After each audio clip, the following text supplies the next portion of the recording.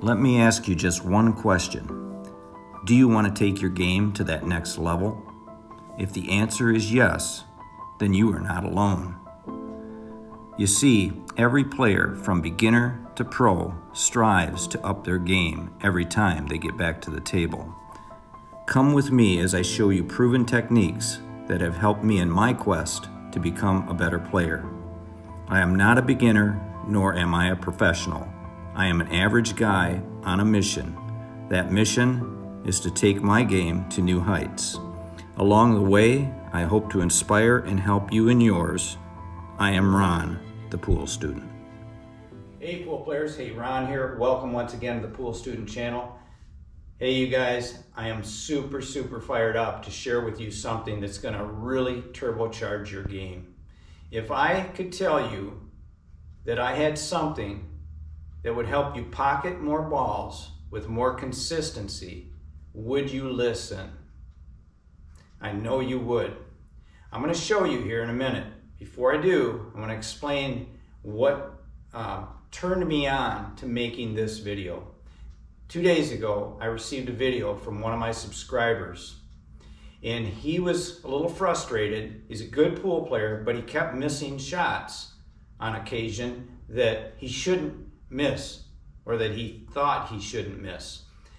When I saw the video, I looped it over and over, and I looked for things, and I looked for things, and then all of a sudden, bam, it went off. The light bulb went on. I knew exactly what he was doing, and I shared it with him, and he said, yes, you're right. So let's take a look at what I discovered to help me in my game that I know will help you in yours. Okay, now I'm going to set up a tough shot. It's probably one of the longest shots on my table, and it's a pretty good cut angle to that corner. And I know I'm going to pocket it because I'm that confident today in what I'm doing. So before I explain to you what it is that I'm trying to share today, I'm going to go through all my pre-shot routine so that you don't miss any of that either, because that's important as well. So I'm going to stand behind the shot, and I'm going to feel it with my cue in a bridge. And I'm looking at it. If I want to confirm, I look at the line. I slowly step around it. That way I can feel that shot line. Some of you may use a ghost ball. I don't have an aiming system. I just go with feel. And I now feel the line.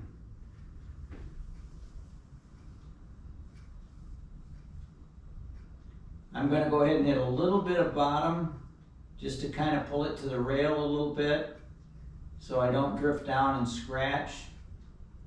I see the alignment, I come back, and I shoot. I don't know if you caught it, but within that stroke, prior to that stroke, when I came back, and I came back here, that's where everything was happening. Because I was settling my mind before I shot the shot. Now that 3 weeks ago wasn't happening for me. When I started playing on the 9-foot tables, I was missing those long shots, and I said, what is going on here? Why am I missing those shots? Because inside my mind, there was an anxiety being built up prior to pulling the trigger. I discovered it on one shot because I said, okay, I'm going to bear down, I'm going to make this shot, I'm going to do everything I know to make it. I did exactly what you just saw me do there. And then all of a sudden, that eureka moment, boom, it happened. I realized that I wasn't settling my mind prior to pulling the trigger on the shot. I was allowing the anxiety to build up in here and then transfer into my stroke. Once I settled my mind and then pulled the trigger, made the stroke, the ball started going in with consistency. And that's what I want to share with you today. My subscriber that sent me his video had exactly that. I saw it right away when I played the shot over in a loop. I kept looking at it, and all of a sudden I saw that he'd pull back with no pause and then shot. And there was a recoil too. So I knew that he had anxiety built up in his stroke. It was a little bit tougher shot in his mind, so he had to, tense up and make it. That's the worst thing you can do. You can't be tense. You have to be relaxed. We have to be in stroke to be able to make those shots. So settling your mind prior to pulling the trigger is key. There is a video out there, and I watched this, and this was several months ago, probably 4 months ago, maybe 5. Neil Sviant had this, and I watched that a couple times, but I really didn't internalize it. And he was saying that when you pause on your backstroke before you pull the trigger, before you shoot, before you stroke, settle your mind, be relaxed. And I heard that, but didn't hear that, okay? But today I know exactly what he's talking about. So those of you watching me today, try this.